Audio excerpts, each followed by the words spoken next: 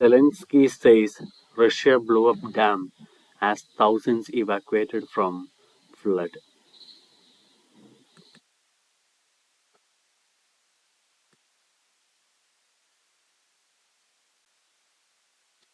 Watch buildings destroyed by floods. Buildings and infrastructure in the Kherson region have suffered severe damage after the collapse of the Kakhovka Dam caused intense flooding in the region.